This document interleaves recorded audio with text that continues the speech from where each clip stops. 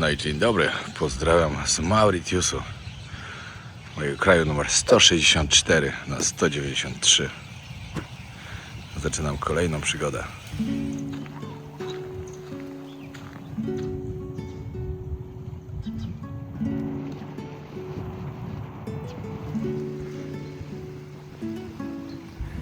Zaczyna się robić piękna pogoda.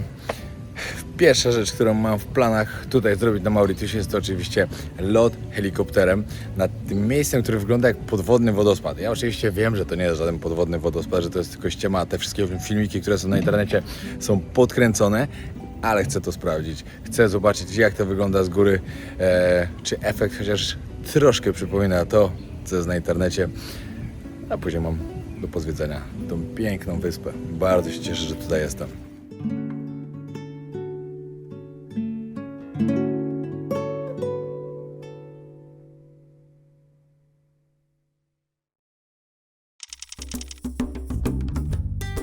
Pokażę wam jeszcze oczywiście że hotel, w którym się zatrzymałem.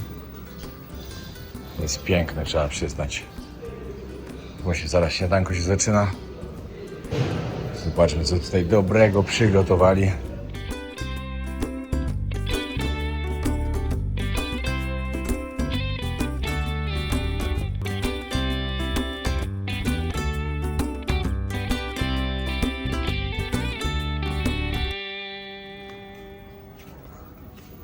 O nie, no nie uwierzycie. Zaczęło kropić.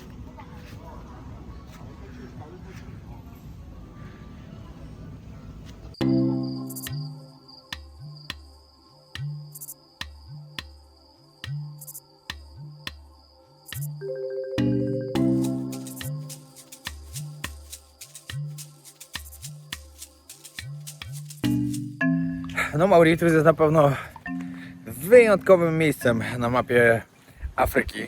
Przede wszystkim, że żyje tu bardzo wielu ludzi pochodzenia hinduskiego, czy induskiego raczej, bo nie każdy Hindus jest Indusem. Hindusem. Każdy jest Indusem, ale nie każdy jest Hindusem. O, tak to miałem powiedzieć.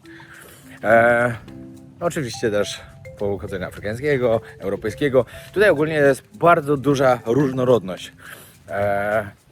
Populacja jest cała wymieszana i Mauritius uważany za jeden z najbezpieczniejszych krajów Afryki. To, że jest tylu Indusów tutaj, to byłem bardzo zaskoczony. U mnie w hotelu, tutaj gdzie jestem teraz, to z 80% ludzi wygląda właśnie jak Indusi. A inni też tacy pomieszani trochę. 1,3 miliona ludzi zamieszkuje Mauritius.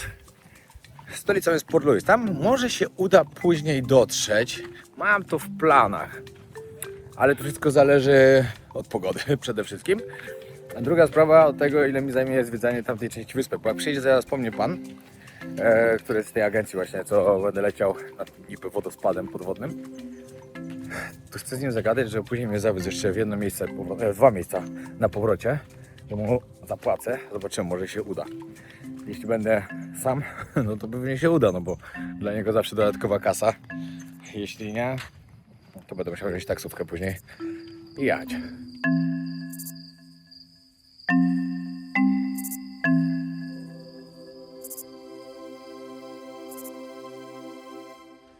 Pokażę wam, jak pokój wygląda. Jakby ktoś planował się zatrzymać w tym hotelu akurat. O, ale mam trochę syf. Zaraz będę się pakował. No, tutaj widoczek.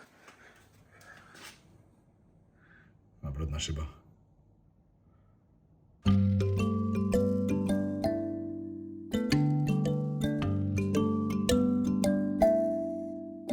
Ale super ten hotel. No właśnie oddałem plecak, mówię, że zostawię sobie, że później tu wrócę, ale musiałem zrobić check-out. Znaczy myślałem, że muszę zrobić. A pani mówi tak, a wracasz tu później? Ja mówię, no wracam, no bo chciałbym jeszcze spędzić tutaj dzień, bo ładne miejsce. A on mówi, dobra, to zostaw sobie te klucze, nic się nie stanie, jak będziesz do wieczora. Także mi da Presqu'île Hotel. Piękny i polecam. I bardzo miła obsługa. No a dziś na mnie tu czeka mój ziomeczek, chyba już czeka. Mam nadzieję, że po drugiej stronie wyspy jest lepsza pogoda. Ale pech. To jest nie do wiary aż, naprawdę nie do wiary. No ale nic, jeszcze zobaczymy. A jeszcze pan mi powiedział w sumie, że jak będzie naprawdę brzydko, to przesuną ten lot i poczekają, bo to tak jest, że tak chmura przelatuje, zaraz jest słońce, zaraz deszcz, zaraz znowu słońce. Także miejmy nadzieję, że się poprawi. Coraz gorzej. O kurde, akurat remontują. Piękny posąg hinduski. 50%, prawie 50% populacji Mauritiusu jest Hindusami. 30 chrześcijanami i reszta to wyznania afrykańskie i islam.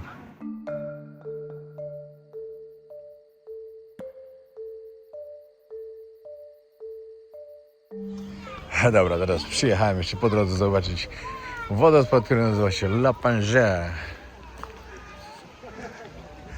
Jest ciekawe, każdy z kolonizatorów, którzy tutaj byli, zostawił coś po sobie. O wow, ale piękny. Wiadomo, no przy tym co widziałem ostatnio, to nie jest jakiś nie wiadomo jaki, ale i tak jest super.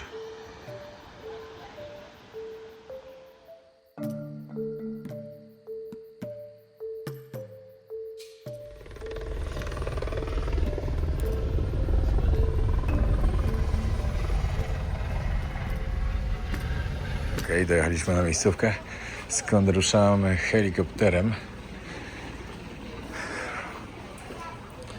Pogoda na razie jest ok. Zmieniło się na lepsze. Dokończając temat tego, że powiedziałem, że każdy z kolonizatorów tutaj zostawił. No to po kolei, jak to wyglądało? Pierwsze dotarli tutaj w X wieku arabscy żeglarze, ale z racji tego, że na Mauritiusie nic ciekawego nie znaleźli, bo nie było tu żadnego złota, żadnych złóż naturalnych, ponieważ jest to wyspa, która powstała od wybuchu wulkanu, traktowali to tylko jako takie miejsce orientacyjne. Następnie w XVI wieku dotarli tu Portugalczycy. No ale też jakoś długo nie zabawili, ale po nich byli Holendrzy. I Holendrzy tu byli ponad 100 lat. I to właśnie Holendrzy nazwali tą wyspę Mauritius. Następnie Francuzi. No i większość nas tutaj różnych właśnie jest po francusku. I ludzie też mówią tutaj po francusku. Później byli też Brytyjczycy i to właśnie z nimi pojawili się tutaj Hindusi. Indusi. Dlatego też jest ich tyle tutaj na wyspie. No wiadomo, były to czasy kolonizacji, były to czasy tego, jak ludzie pracowali tutaj właśnie na różnych uprawach. No i główną rzeczą, którą tutaj się uprawiało, właśnie to była trzcina cukrowa. Ta ziemia tutaj była bardzo żyzna, dlatego też była idealnym gruntem do tego. No i 12 marca 1968 Mauritius ogłosił całkowicie niepodległość od Wielkiej Brytanii. Teraz jestem na tej pięknej wyspie, właśnie o 6, bo zaczynamy briefing i za 25 minut startujemy. Pogoda średnio. Właśnie tutaj jedni lądują, my startujemy, akurat fajnie mi się bardzo, mam przy samym oknie, także jestem zadowolony.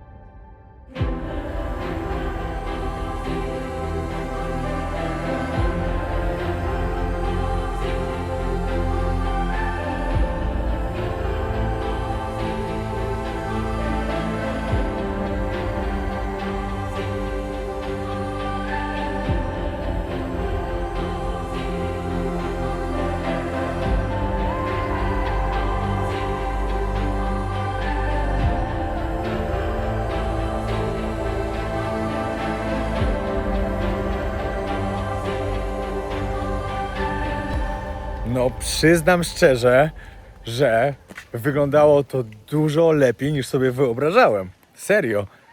To naprawdę wygląda jak taki podwodny wodospad. Wow. Wiecie, ja wiedziałem, że te filmy na internecie wszystkie są tak na maksa podkręcone i oczywiście są jeszcze bardziej podkręcone niż to wyglądało. Ale i tak to robi takie wrażenie. O, to było jedno z moich marzeń podróżniczych, żeby zobaczyć właśnie ten podwodny wodospad, który tak naprawdę nie jest wodospadem, a tylko i wyłącznie jest złudzeniem optycznym ze względu na to, że tam po prostu są rafy koralowe, tam się piasek tak układa no i tam jest taki spad, no wiadomo, że jest.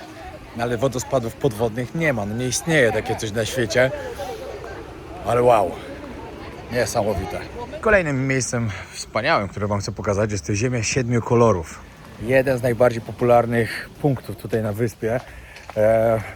No myślę, że to miejsce i wodospad to są dwa takie najbardziej znane. No i stąd też się startuje helikopterem, akurat tej firmy, w której ja byłem żeby zobaczyć ten podwodny wodospad, który wow, ale był znakomity. I jeszcze co Wam chciałem powiedzieć, wcześniej nie dokończyłem tej myśli swojej o tych czasach właśnie, że każdy coś tu zostawił. No to tak, Anglicy zostawili też jazdy po lewej stronie. Tak, kierownicy mają po prawej stronie w samochodzie, także to zostało typowo po nich. Na przykład po Indusach. Jest tutaj Mauritiuska rupia, a raczej rupia Mauritiuska. Chyba tak mogę powiedzieć. Ale mają tu rupię, tak jak w Indiach. No i tak, moi drodzy, to jest kolejne miejsce, które jest bardzo wyjątkowe w tym kraju. No bo to trzeba przyznać, że ten wodospad, który tak naprawdę nie jest wodospadem, jest wyjątkowy. No i ta Ziemia 7 kolorów też jest wyjątkowa. I zaraz Wam powiem dlaczego. Możecie zobaczyć różne barwy. Chciałbym się powiedzieć, że to jest takie wyjątkowe na skalę światową, ale wcale nie jest.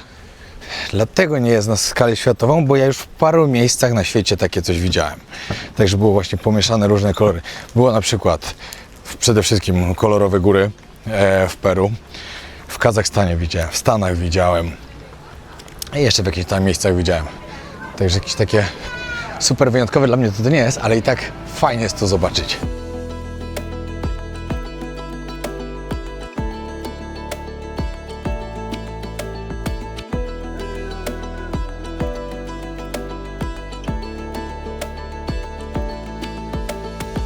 Powstało to bardzo wiele lat temu. Po prostu wulkaniczne wyspy, które wywaliło. To dokładnie był wulkaniczny pył, który po prostu zastygał w różnych temperaturach, różnie się utleniał i takie różne kolory powstały. Możecie zobaczyć, ten jest fioletowy, czerwony, pomarańczowy, żółty, brązowy. No niesamowite wrażenie to robi. I co jest najlepsze, że nawet pod wpływem wiatru, deszczu, nic się z tym nie dzieje. Te kolory się nie zmieniają. Cały czas zostają te same.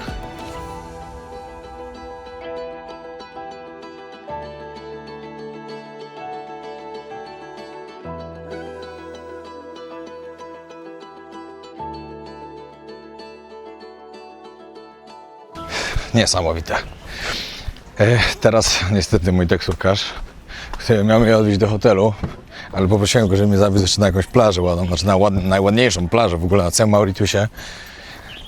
Niestety dostał telefon od siebie z agencji, w której pracuje, że musi wracać, bo ma jakiegoś klienta do odbioru z lotniska, także nie może mnie zawieźć, także będę musiał znaleźć tu jakiś autobus i jechać tam autobusem i później autobusem wracać do siebie, ale to nic. Mam dużo czasu. Szczerze Wam powiem, że jak na razie bardzo mi się Mauritius podoba. Bardzo, naprawdę. Słyszałem takie opinie, że trochę przereklamowany, że na pewno nie zrobi na mnie wrażenia. Już zrobił. Przede wszystkim to, co już zobaczyłem, już na mnie zrobiło wrażenie. No tutaj ta Ziemia 7 kolorów też naprawdę piękna. Jak ktoś na przykład wcześniej nie był na tęczowych górach, wcześniej powiedziałem kolorowych górach, na tęczowych górach w Peru, to dla niego to będzie coś wspaniałego tutaj zobaczyć. Dobra, gdzie jest mój taksówkarz? O, teraz jeszcze się zatrzymaliśmy na punkcie widokowym.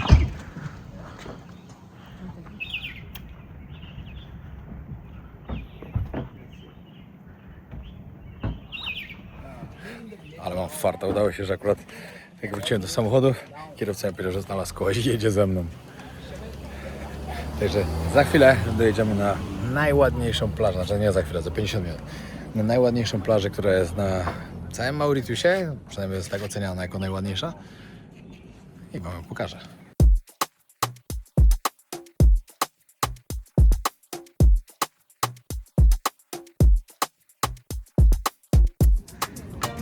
No, jechaliśmy tutaj 45 minut. Tam od miejsca, gdzie helikopter startował. Kurczę, ale to nie jest to, co na zdjęciach widziałem.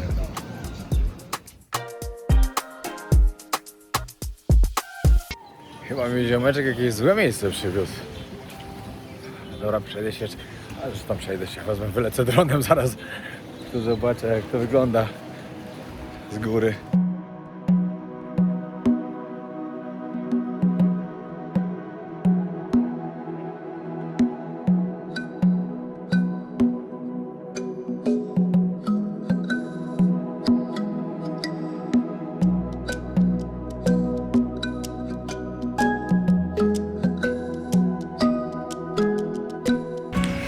Idę zobaczyć kawałek dalej, bo chyba ziomuś mnie przewiózł trochę złe miejsce. Bo tutaj jest tak normalnie. A widziałem, szyszka. A jak widziałem na zdjęciach z tej plaży, była naprawdę piękna. Może dzisiaj też tak źle wygląda, bo glony wywaliło niestety. Nie wiem, ciężko powiedzieć.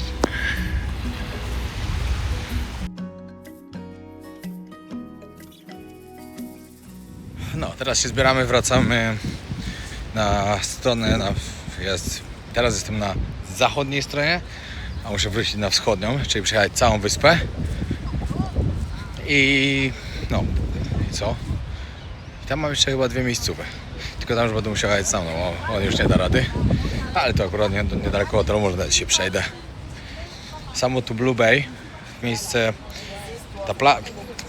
jak to powiedzieć? To miejsce, w którym ja jestem, ten obszar tam, nazywa się Blue Bay właśnie. To jest uważane za najładniejsze miejsce, ale niby jak czytałem, to ta plaża tu miała być niby najładniejsza, a ja uważam, że tam, gdzie ja jestem, jest dużo ładniej. Ale wiecie, jak to jest. Każdy ma swoją rację. Jeden powie, że tu jest ładniej, drugi powie, że tam jest ładnie, później tamten powie, nie, u mnie jest ładniej, tamten powie, nie, u mnie jest ładniej. I to takie, wiecie. Uważam, że tu i tu jest całkiem spoko, ale tam ładniej.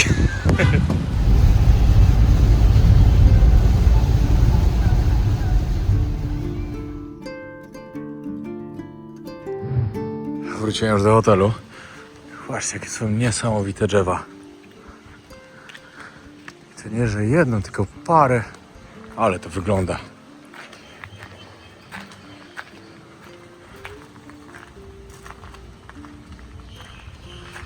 No, robi wrażenie.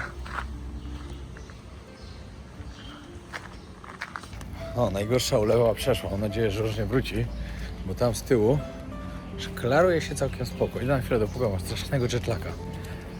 Wiecie, ja mam teraz tutaj różnicę 8 godzin tego, co miałem w Stanach i w Ameryce Południowej.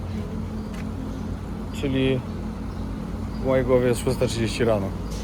A ja już jestem 8,5 godziny na nogach, także może wiecie, co mi się dzieje w głowie teraz.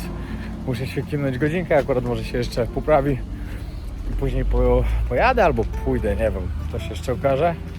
W dół właśnie na Blue Bay, tam gdzie tam jest typowo napisane, że to jest Blue Bay, chociaż tutaj też oczywiście, ale niby tam bardziej. Hi.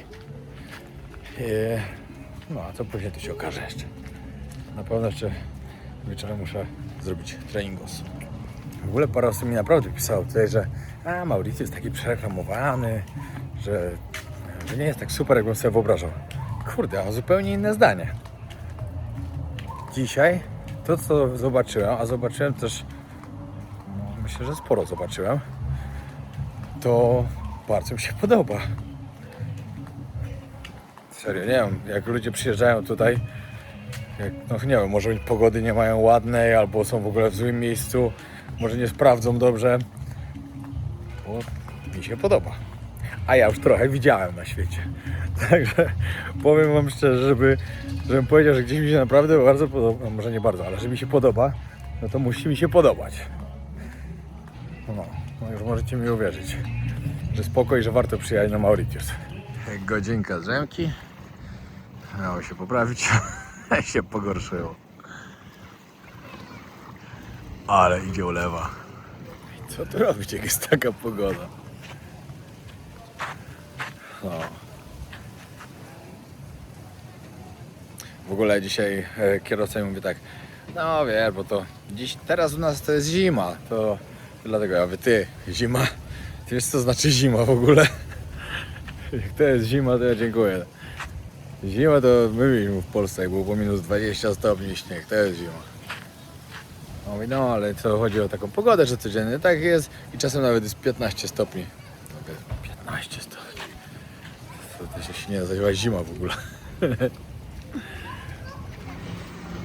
Kawka.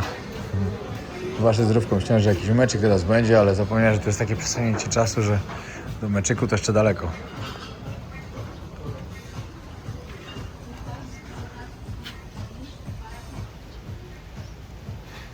Trening na siłowni zrobiony, także idealne zakończenie dnia. Idę się ogarnąć na jakąś kolację. Zobaczymy, może jeszcze się uda gdzieś tutaj pochodzić. Akurat na chwilę przestało padać. Ale piękny jest ten hotel. No jakby ktoś się interesował, ile kosztuje, to $150 za noc. Ze śniadaniem, z kolacją. Także myślę, że naprawdę warto. Miejsce piękne. Wszystko tu fajnie zrobione. Jedzenie też było bardzo dobre. Dużo udogodnień. I żeby nie było, to żadna reklama, tylko po prostu moje spostrzeżenia na temat tego miejsca, bo warto go polecić, jak ktoś będzie leciał na Mauritius. No, jestem na lotnisku, bardzo się cieszę, że stąd uciekam już, bo codziennie ma padać, codziennie. Ale miałem takiego farta, że po prostu to jest niesamowite. No, ale ja czasem tak mam. Naprawdę czasem się zastanawiam, jakim cudem, ale może dlatego, że jestem dobrym człowiekiem. I to jest karma, to jest moja karma, która mi pomaga czasem zobaczyć fajne rzeczy, pokazać wam fajne rzeczy. W ogóle jechałem teraz z panem, no wiadomo, Hindusem, no bo wiadomo. Ci ludzie są tak mili, ja nie wiem, ja wszędzie, gdzie na świecie spotkam Hindusów, to są tak mili ludzie. Opowiadał mi właśnie tutaj, jak to wygląda życie, że jak oni pracują, że mają tutaj darmowe szpitale, szkołę, że mają fajne drogi, fajne budynki, że jak ktoś idzie na emeryturę po 65 roku życia, że państwo pomaga. No i to jest inna Afryka. Serio. Ale w ogóle jestem w pierwszym kraju Afryki, gdzie są Hindusi sami praktycznie. Tu mało co było widać kogoś takiego naprawdę, wiecie, czarnoskórego z Afryki. A jak już był, to też był taki miksik trochę. Niesamowite. Patrzcie, jakie piękne lotnisko tu mają. No nie. Myślałem, że sobie elegancko pójdę do luncha i tam sobie pójdę spać, no bo mam o 3 w nocy dopiero samolot. Czyli za 7 godzin. No i na bramkę mówią, o nie, musisz poczekać, aż otworzy się check-in. Ja mówię, ale po co ja mam bilet? Niestety, takie zasady tego lotniska. Najgorzej. Także dzisiejszej nocy się nie wyśpię. Nikogo kompletnie nie ma na tym lotnisku. Chyba je w ogóle zamknęli. Bo mówili, że nie mogę tam przejść dalej, bo będzie zamknięte lotnisko. Ale mnie nie wywalili. Miło z ich strony. No. 22, muszę się kimnąć do 2 i... No, 3:40 mam samolot. Taka głupota. Teraz przelecieć kawałek, to muszę lecieć do Kenii i z Kenii na Komory. Niestety, te połączenia w Afryce czasem są takie tragiczne, że szok. No ale tak to jest. Przywykłem już.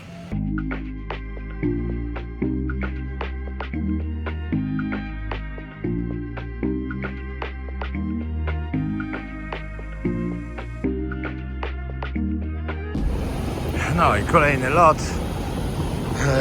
lądowanie w Moroni na Komorach.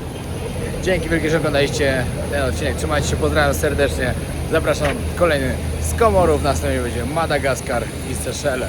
Pozdrawiam, na razie, trzymajcie się.